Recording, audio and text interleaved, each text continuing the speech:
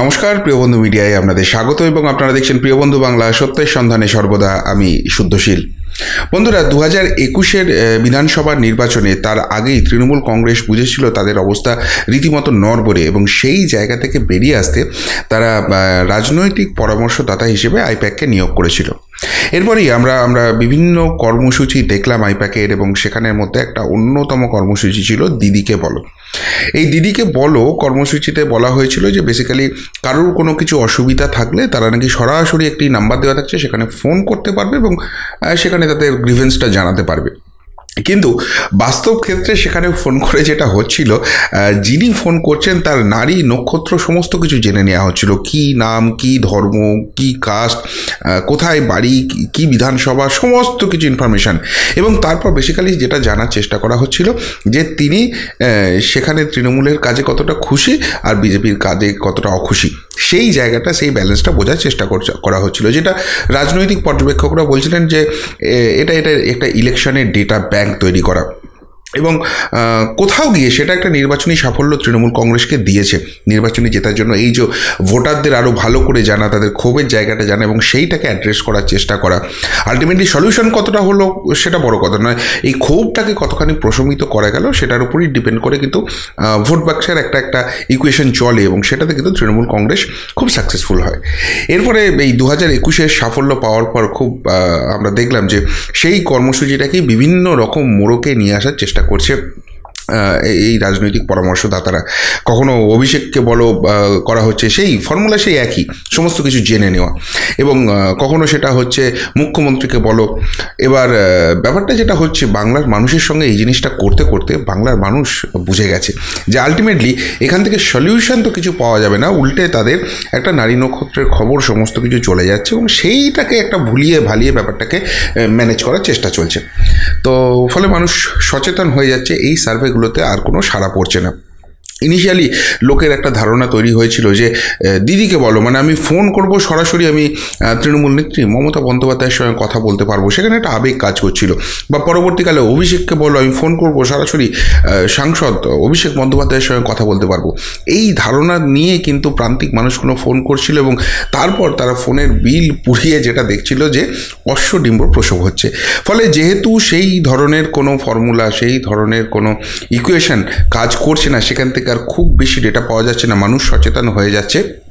তার ফলে এবার অভিযোগ উঠছে যে ঘুর পথে অন্য দিক থেকে সেই ডেটা কালেকশানটা দরকার হচ্ছে এবং সেই রকমই প্রসেস চলছে। কিন্তু মানুষ তাতেও কিন্তু সচেতন হয়ে গেছে। এবং এখন যখন এই ধরনের ফোন যাচ্ছে, প্রথমে তো বলা হচ্ছিল আমরা ওই পলিটিক্যাল সায়েন্সের স্টুডেন্ট এবং সেইখান থেকে আমরা ডেটা কালেকশন করছি, প্রজেক্ট করছি, সেসবও মানুষ বুঝে গেছে, সেখানে অনেক কিছু হয়েছে। তো এবার একটা সরকারি সমীক্ষা করছি এইরকম একটা দিয়ে ফোন গেছে একজন প্রান্তিক মানুষের কাছে। তার নাম এবং পরিচয়টি আমি গোপন রাখছি, কিন্তু যে কল রেকর্ডটি সামনে এসেছে সেটা মারাত্মক একটা কল রেকর্ড সামনে এসেছে। এবং সেখানে যিনি সমীক্ষা করতে গিয়েছিলেন, যিনি ডেটা নিতে গিয়েছিলেন, মানে ছেড়ে দেওয়া কেঁদে বাঁচি অবস্থা হয়ে গেছে, যেখানে সরাসরি চোর, চিটিংবাজ এই শব্দগুলো শুনতে হচ্ছে এবং তারপর পাল্টা তিনি যেভাবে দিচ্ছেন পুরো কনভারসেশনটা আমার তো খুব ইন্টারেস্টিং লেগেছে।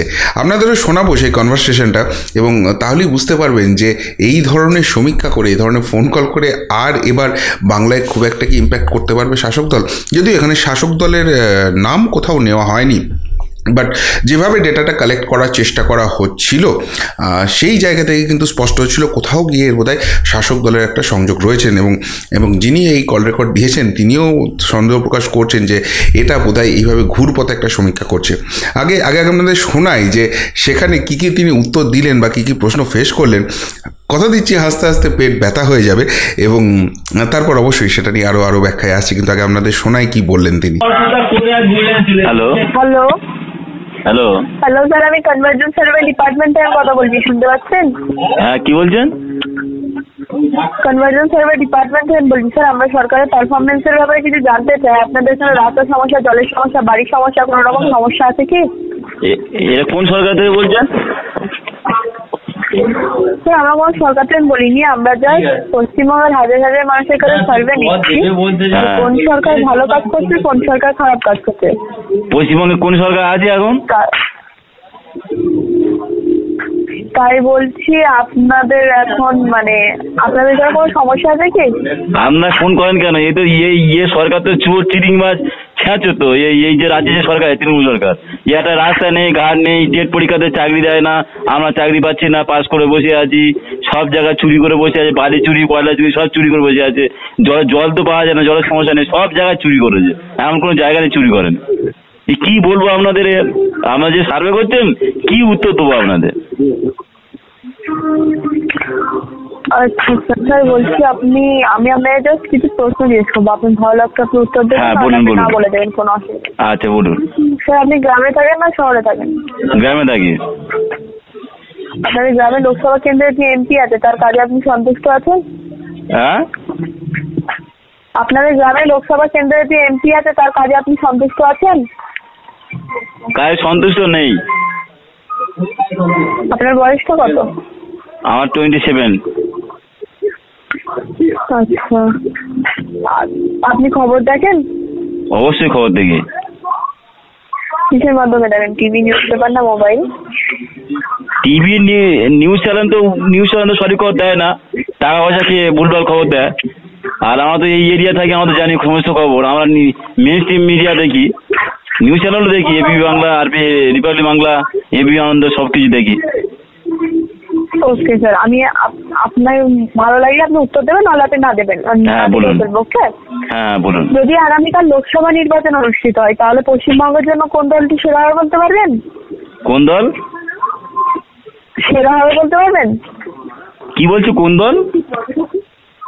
যদি আগামীকাল লোকসভা নির্বাচন অনুষ্ঠিত হয় তাহলে পশ্চিমবঙ্গের জন্য কোন দলটি সেরা হবে বলতে পারবেন? কোন দল সেরা হবে সেটা কি বলা যায়? কোন দল সেরা হবে সেটা ভোট হবে, জনগণ ভোট দেবে, তখন তারাই জিতবে।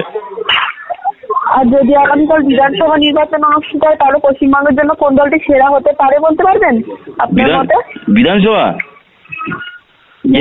এই পঞ্চায়েত ভোটের সময় নমিনেশন করতে গিয়ে ছেলেপুলেদের এক রাতে সব কটা পিড়েছে তৃণমূলের দলগুলো। আমাদের আমাদের আমাদের সাধারণত নাগরিক, আমাদের দেখেছি মার খেয়েছে। তা আপনার কি মনে হয় এদের আর কেউ মানুষ ভোট দেবে তৃণমূল যারা আছে? Okay sir. স্যার 2019 সালে লোকসভা নির্বাচনে আপনি কোন দলকে ভোট দিয়েছিলেন বলতে পারবেন? আমি কেন বলবো কোন দলকে ভোট দিয়েছি? ওকে। 2021 সালে শেষ বিধানসভা নির্বাচনে আপনি কোন দলকে ভোট দিয়েছিলেন বলতে পারবেন? না, কেন বলবো আপনাকে কোন দলকে ভোট দিয়েছি? আপনার মতে পশ্চিমবঙ্গের মুখ্যমন্ত্রী হওয়ার জন্য সেরা নেতা বা নেত্রী কে বলতে পারবেন? মুখ্যমন্ত্রী, আমাদের মুখ্যমন্ত্রী যিনি আছে উনি যা মিথ্যা কথা বলে, যা কাজ করেছে বলে আর কাজ নেই। মানে ওনার ভাইপো থেকে যা চুরি করেছে এনার আর ভালো লাগতো আগে, এখন আর পছন্দ নয়। বলছি কেন্দ্র সরকার গত 4 বছরে কোন কোন জিনিসে ভালো কাজ, কোন কোন টপিকে ভালো কাজ করতে পারতো? স্বাস্থ্য, শিক্ষা, এমপ্লয়মেন্ট বলতে পারবেন কি? না, বলতে পারবো না। আর রাজ্য সরকার গত 2 বছরে কোন কোন বিষয়ে ভালো কাজ করতে পারতো বলতে পারবেন? স্বাস্থ্য, শিক্ষা, রাস্তাঘাট, বাসস্থান, এমপ্লয়মেন্ট। এরা চুরিটা তো ভালো করেছে। এরা শিক্ষামন্ত্রী জেলে, আমরা চাকরি পরীক্ষা পাস করে আছি, আমরা চাকরি পাচ্ছি না, আমরা কি করব আপনি বলুন? শিক্ষা দপ্তরে সবকিছু চুরি, সবকিছু জেলে। আপনার ধর্মটা বলুন, আপনি হিন্দু না মুসলিম? আমি হিন্দু, সনাতনী। আচ্ছা, আপনার সোসাইটি ক্যাটাগরি কি? SC, ST, OBC, general? SC. Okay sir, আপনি কত পর্যন্ত পড়াশোনা করেছেন? আমি বিএ, এমএ, বিএড কমপ্লিট করেছি। আচ্ছা, আপনার নামটা জানতে পারি? আচ্ছা স্যার, বলছি আপনার মতে আপনার নির্বাচনী এলাকায় লোকসভা নির্বাচনে কোন দলটি জিততে পারে বলতে পারবেন? কোন দল জিততে পারে সেটা মানুষ, জনগণ ভোট দেবেন। আপনাকে একটা কথা বলি, এই যে পঞ্চায়েত ভোটের সময়, এই নমিনেশনের সময় নিয়ম কি হয়, সমস্ত দল নমিনেশন করতে যায়, কিন্তু আমরা সাধারণ নাগরিক আমরা কি দেখলাম যে তৃণমূলের যে এমএলএ আছে তার দৌলতে এক ধার থেকে বিরোধী কর্মীদের এক ধার থেকে পিঠে সঙ্গে সাধারণ কর্মীদের মেরেছে, কারণ নমিনেশন করতে দেয়নি, বিনা প্রতিদ্বন্দ্বিতায় জিতে গেছে, লোকে মেরে নমিনেশন করতে দেয়নি। তাহলে আপনার কি মনে হয় কোন দল জিততে পারে? মানুষের সাথে যা দুর্ব্যবহার করেছে। আর খারাপ ব্যবহার করেছে। পঞ্চায়েত নির্বাচনে ভারতের প্রধানমন্ত্রী হওয়ার জন্য সেরা নেতা বা নেতৃত্ব বলতে পারবেন? প্রধানমন্ত্রী তো নরেন্দ্র মোদী, সে তো হবে, সেটা আমরা জেনে আছি, সে তো সবাই জানে। সার্ভে কোনো লাভ আছে? আমি ভোট দিই আর না দিই, উনি প্রধানমন্ত্রী হবে। আর পশ্চিমবঙ্গের মুখ্যমন্ত্রী হিসেবে মমতা ব্যানার্জির কাজে আপনি সন্তুষ্ট আছেন? মুখ্যমন্ত্রী হ্যাঁ, আমি খুব সন্তুষ্ট আছি, আপনার বলে বলতে পারবো না। আচ্ছা, ভারতের প্রধানমন্ত্রী হিসেবে শ্রী নরেন্দ্র মোদীর কর্মক্ষমতা নিয়ে আপনি সন্তুষ্ট আছেন?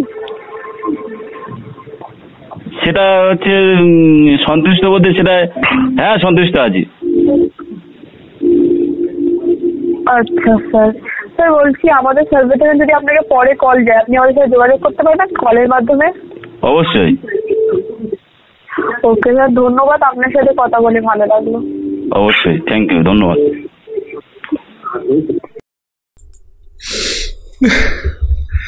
মানে শিক্ষিত একজন মানুষ হলে কিভাবে উত্তর দেয়, এবং এই শিক্ষিত মানুষদের মধ্যে যে কী ধরনের ক্ষোভের সঞ্চার হয়েছে পশ্চিমবঙ্গে।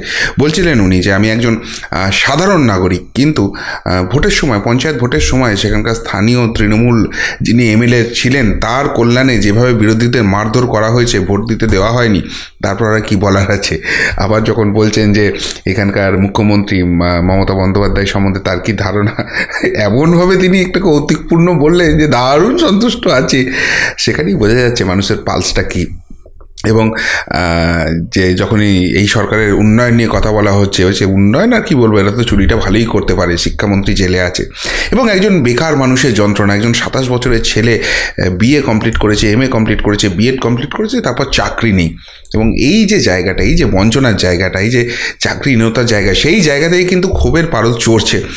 এবং আমার মনে হয় না যে এই ধরনের সার্ভে করে আলটিমেটলি জনমত কিছু বদলানো যাবে। হ্যাঁ, জনমতের হয়তো আগাম আঁচ পাওয়া যাবে, এবং সেই অনুযায়ী সেখানে অ্যাকচুয়ালি নির্বাচনটা হতে দেওয়া হবে কি না সে নিয়েও প্রশ্ন আছে।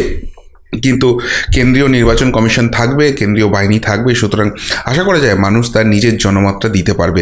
কিন্তু একটা জিনিস, একটা ছবি বলবো, এখানে যেভাবে স্পষ্টভাবে এই যুবকটি উত্তর দিচ্ছিলেন এবং চোর, চিটিংবাজ এই শব্দগুলো ইউজ করছিলেন, অর্থাৎ ওই যে বিরোধী দলনেতা শুভেন্দু অধিকারী যেখানেই দেখতে পাচ্ছেন তৃণমূল কংগ্রেসের নেতা মন্ত্রীদের চোর চোর চোর চোর চোর আওয়াজ তুলছেন, বা যে কোনো জনসভায় যাচ্ছেন সেখানে সরাসরি তিনি চোর শব্দটা তুলে দিচ্ছেন, এই জিনিসটা কিন্তু মানুষ এবার অ্যাকসেপ্ট করতে শুরু করে দিয়েছে। এবং শুধু অ্যাকসেপ্ট করা নয়, তারাও কিন্তু সেই একই ভাষায় কথা বলতে শুরু করেছে। অর্থাৎ এই যে সরকারটা চলছে, বর্তমান রাজ্য সরকারটা চলছে, এবং তার ফলে যে শাসক দলটি রয়েছে তাদের উপর মানুষের যে বিতৃষ্ণা, এতদিন একটা কোথাও গিয়ে ভয়ের বাতাবরণ সেখানে কাজ করছিল যে এদের এগেনস্টে কথা বলবো, এরা তো খুব ক্ষমতাশালী, এদের বিরুদ্ধে মুখ খুললে যদি আমার উপর কোনো অত্যাচার নেমে আসে, এই ভয়ের জায়গাটা কিন্তু মানুষ পেরিয়ে এসছে। কিন্তু সরাসরি তারা এই ধরনের সার্ভে করছে, এবং এই যুবকটির উত্তরগুলো যদি ভালো করে শোনেন তাহলে কিন্তু খুব ভালোভাবে বুঝে গেছেন যে এর পারপাসটা কী, কারা করাচ্ছে, এর ফিডব্যাকটা কোন দলের কাছে যাবে, তারা কিভাবে মোল্ড করবে। এবং বোঝার পরও তিনি যেভাবে অ্যান্সারগুলো দিচ্ছিলেন, যেভাবে তিনি এই শাসক দলের সোজা কথায় ধজিয়া উড়িয়ে দেওয়া যেটা বলে সেইটা করলেন, সেই জায়গা থেকে কিন্তু যে পালসের ছবিটা উঠে আসছে, যে পালসটা উঠে আসছে, সেটা কিন্তু শাসক দলের পক্ষে সুখবর নয়। এবং যদি শেষ পর্যন্ত এই ধরনের জনমত ভোট বাক্স অবধি ক্যারি করে, তাহলে কিন্তু বহু আসনেই এবারে শাসক দলকে কাঁদতে হবে। যদিও এই কনভারসেশনে কোথাও বলা নেই কাদের হয়ে ডেটাটা কালেক্ট করা হচ্ছিল, কিন্তু পুরো কনভারসেশন শুনে আমার তো মনে হলো সত্যি শাসক দলের হয়েই ডেটাটা কালেক্ট করার চেষ্টা করা হচ্ছিল।